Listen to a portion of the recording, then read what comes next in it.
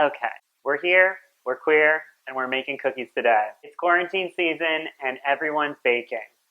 But sometimes you don't need a full batch of cookies, so I'm going to teach you a recipe where we're just going to make 4 precious little cookies. We've got everything set up for today. It's a really quick and easy recipe. We've got everything laid out for the recipe today. 2 tablespoons of unsalted butter is going to go into the bowl. Make sure you set it out a couple hours before so it gets nice and soft and easily pliable with a spatula. Since this is a small recipe and we're going to be doing everything by hand, we want to make sure that this butter is nice and soft and in a bowl that's big enough to mix by hand without splashing and sloshing all over the sides. Mixing into the bowl is 2 tablespoons of brown sugar, 1 tablespoon of sugar, and a pinch of sea salt. What we're going to do now is cream the butter and sugar together. So since we're not using a mixer, you really got to get in there with your spatula. I like a big bowl, so I'm not getting it all over the sides like that. And to start off, you're going to notice that it's not necessarily coming together perfectly. So what I'm doing is just using my spatula and squishing the butter in with the sugar. This is a great time to just take all your aggression out on the butter. And there is a fine line between softened and melted butters. When you get to the point that the sugar and the butter are becoming really uniform and you're able to spread the butter across the side with the sugar, you can start vigorously mixing. By the end of this, the butter is going to lighten to more of a cream color and the sugar will actually become so dispersed that you don't necessarily see it. We do want to get a little bit of air into this mixture, so working quickly and using the sides of the bowl to scrape. It's hard to cream by hand as well as it is with a mixer, so you don't have to worry too much. But once you notice it goes from being that dark brown sugar color to more of a light brown, like we see right here, and it's increased in volume, kind of see, nice and fluffy, and we can go ahead into our next step. So scrape it all down the sides. We don't want to get anything left behind. What we're going to add next is 1 egg yolk and a 1/4 teaspoon of vanilla extract. We are going to go ahead and beat that in. Everything's going to kind of come apart at first, but just keep mixing until it's back into that nice fluffy texture again.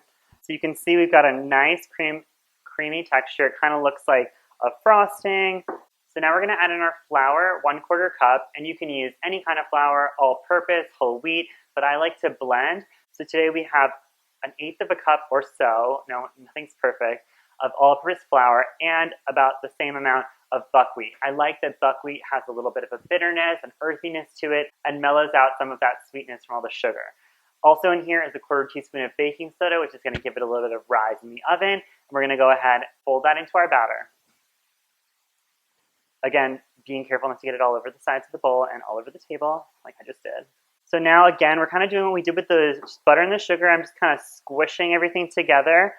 At first, it might not seem like there's enough butter and egg mixture and that the flour is too dry. But as you start to mix it, you'll see that it all kind of comes back to that cookie dough texture that we know and love. This one's a little bit darker and gray from that buckwheat, but don't worry, it's going to taste delicious. Really make sure you get everything off the side of the bowl. I like to give it another vigorous beat just to get everything nice and airy again. And then here we have 1/4 cup of chocolate chips. Sometimes I like to mix it up and do a little bit of coconut flakes, chocolate chips, pecans, walnuts, you name it, it'll sound good. But keep it about 1/4 cup in terms of the things that you're adding to it. And then we're just gonna kind of squish and fold like we've been doing. Personal experience and science tells us that cookies bake better when they're cold. It allows the cookie to slowly pour out as it cooks and get crispy on the outside and really gushy and gooey on the middle. So what you always want to do if you have time is give the cookies about 10 minutes in the fridge. You remember from when you're young, making cookies with your family, that second batch always came out better because you put it in the refrigerator while the first was cooking.